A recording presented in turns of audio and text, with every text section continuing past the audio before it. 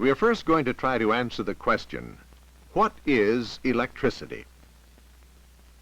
Electricity is a source of energy. Modern living is so dependent on it that life without electrical power is almost unthinkable. But again, what is electricity? And that's not an easy question.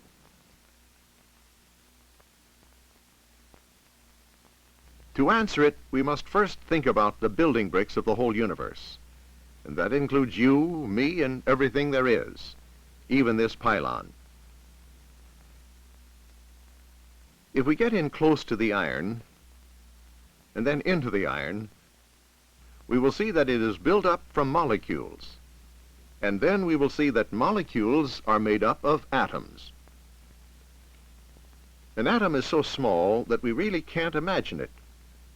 It consists of a sort of central blob, which is called the nucleus, with tiny fragments of matter called electrons revolving around it.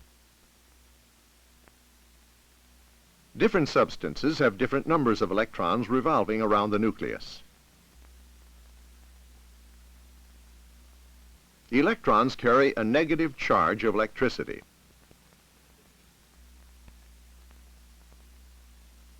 That central blob, the nucleus, is made up of two sorts of particles. One, protons, which carry a positive charge of electricity.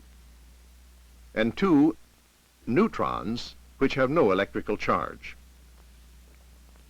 Protons and neutrons are of about equal size, and they're both a good deal bigger than electrons. In the nucleus, there's the same number of protons as there are electrons in orbit around it.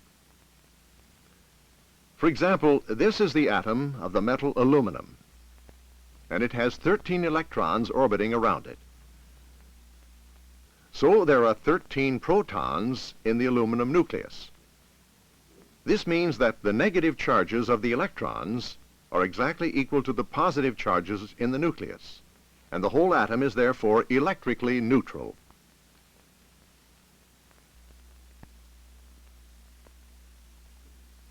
The electrons are bound to the nucleus by the force of attraction between the negative and positive charges. But in some substances, the electrons in the outer orbit are not very tightly held, and they can be dislodged fairly easily. An atom which has lost some of its negatively charged electrons is left with a surplus of protons in its nucleus. So the atom is now positively charged. A charged atom is called an ion. When the electrons are discharged, they are called free electrons, and all electrical effects are caused by the movement of these free electrons. You remember the aluminum atom. Aluminum is a substance with easily dislodged electrons, and so is called a conductor. Silver, copper, and aluminum are examples of good conductors, while rubber, paper, and wax are examples of poor conductors.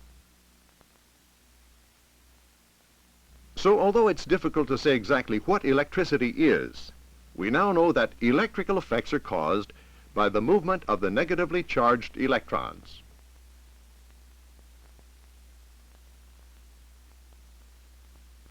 And this is the basis of everything we shall learn about electricity.